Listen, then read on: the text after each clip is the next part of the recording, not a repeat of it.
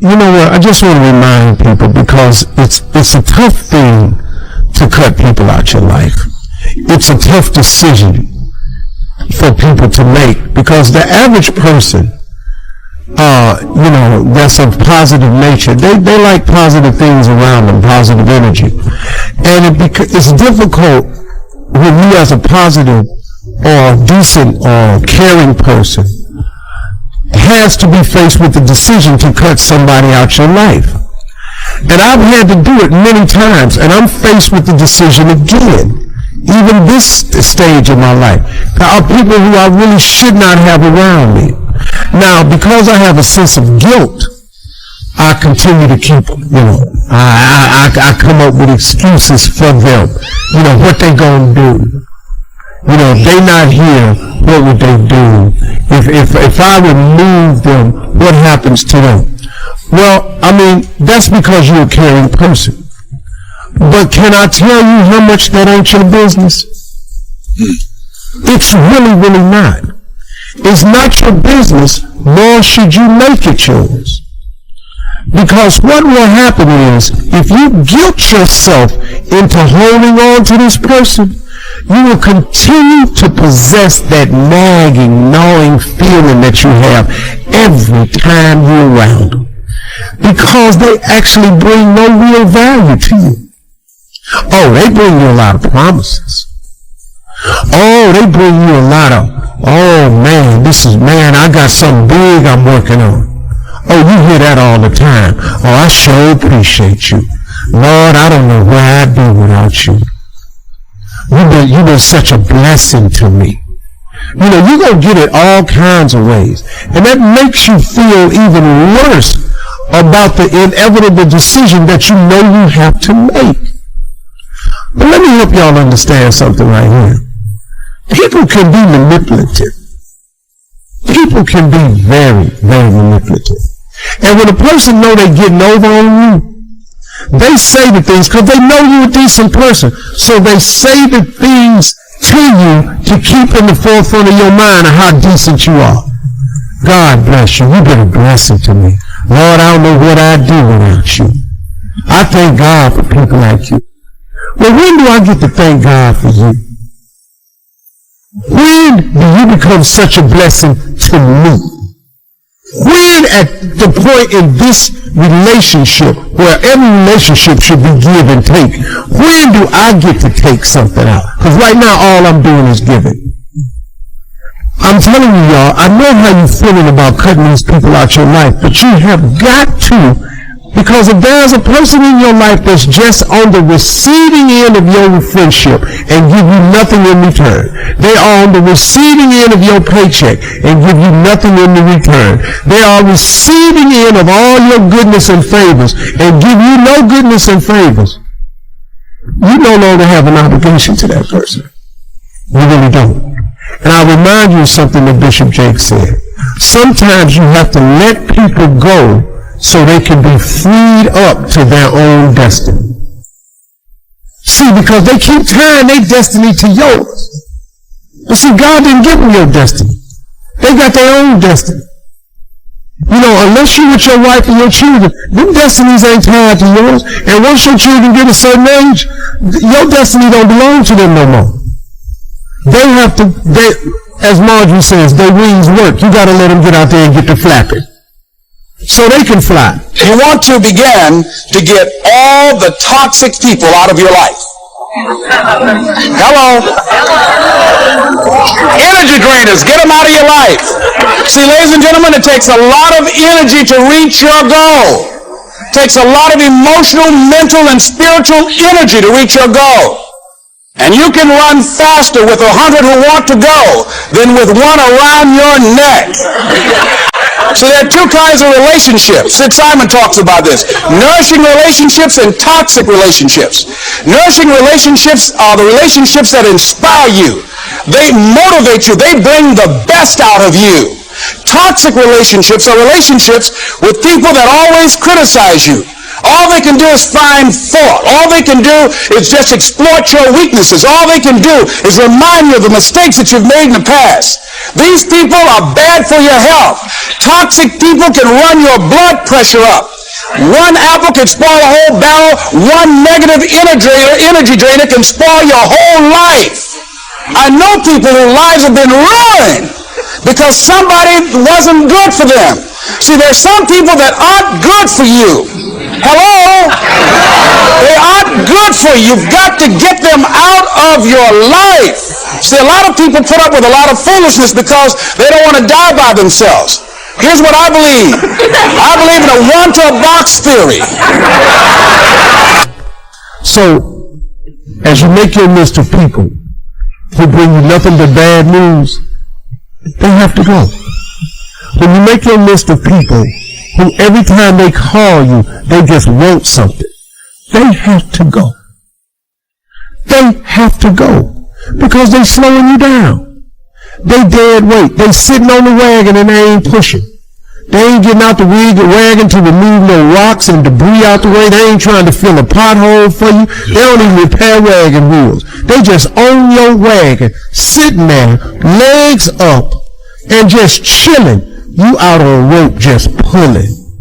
You got to get rid of them people. The other people you have to get rid of are sometimey people. Because you know what's so hard about sometimey people? Because you don't never know when their time going to be. Because they sometimey. So sometimes they cool and sometimes they ain't. And on the days when you need them to be cool, that's one of them some days where they ain't. So now you got all these sometimey people in your life. And you be going, well, they cool over here, but they ain't cool over there. If the people in your life ain't cool everywhere you take them, and every time you talk to them, you got to get rid of them too. I'm sorry. Now that's going to shorten your list. But what good is the list if it ain't a good list? Stop just trying to have a list. It's like people in a bad relationship. So you're going to stay in the bad relationship just so you can say you're in a relationship. Or will you free yourself so that you can be freed up to your destiny to possibly be in a good relationship? But you'll never get in a good relationship if you go stay and sit in the bad relationship, which has proven year after year after year to be of no substance and just no goodness for you. It just does nothing for you. But you're going to stay in it just so you can say you're in a relationship. That's crazy, man. That's crazy. So y'all think about it. Those people that you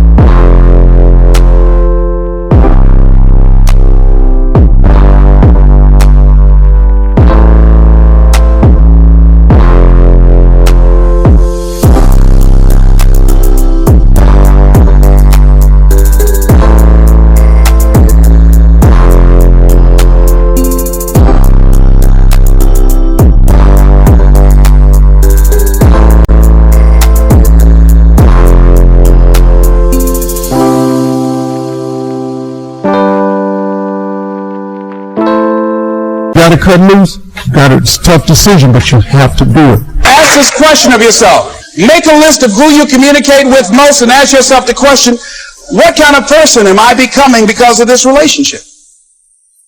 Is it helping me to grow mentally and emotionally and spiritually? Am I becoming a better person because of this relationship? Do they bring out the best in me? Do they inspire me? Do they encourage me to develop my greatness? Do they make me stretch? So you got to look at the people in your life and find out what kind of person are you becoming because of that relationship. My mother used to say, birds of a feather flock together. You run around with losers, you will end up a loser. Here's how you know someone's your friend.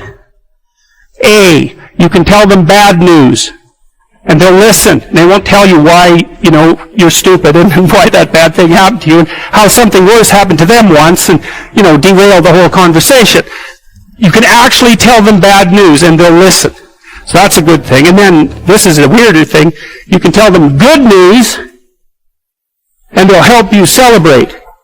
And that's a really good way of deciding who you should have around you. Because if you have someone around you, something good happens to you, you're kind of afraid to even admit it because, God, something good happened to you. It's like, you let that be known and it'll certainly be taken away. So, you come out and you sort of tell someone half-heartedly that something good happened to you. They give you a whack and then talk about, the great thing that happened to them 3 years ago. Or worse, the great thing that happened to someone that they knew 3 years ago.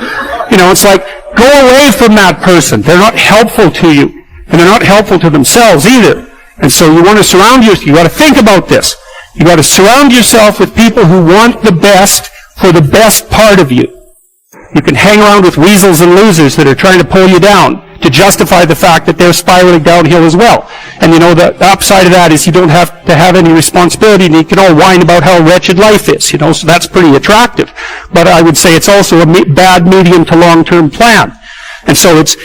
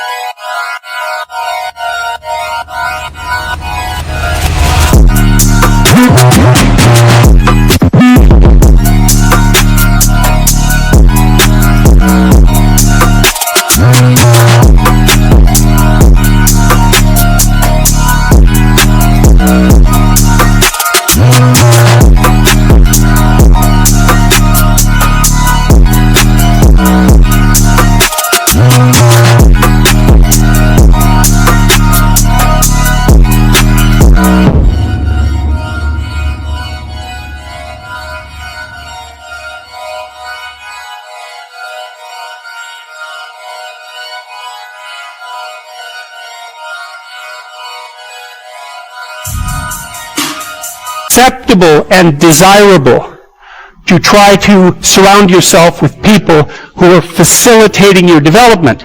And you might say, well, I've got people around, I know them well, they're not doing that well, and they don't fit into that category. It's like, what's your point? What are you going to do with them exactly? If they'll listen and cooperate with you and move towards a better future, great. If they don't pay any attention and they keep doing the same damn things over and over and they're not going anywhere and it's painful, then maybe the proper thing to do is say, you just have your misery. I'll go off and have my life. And maybe you'll wake up at some point in the future and think that's a better way of being. Because just putting up with it is, they call that enabling, right? You put up with that sort of behavior, you're providing tacit consent for it and even tacit approval. It's like, it's a bad idea. You have, I would say, both the right and the responsibility to surround yourself with people who are good for the best part of you.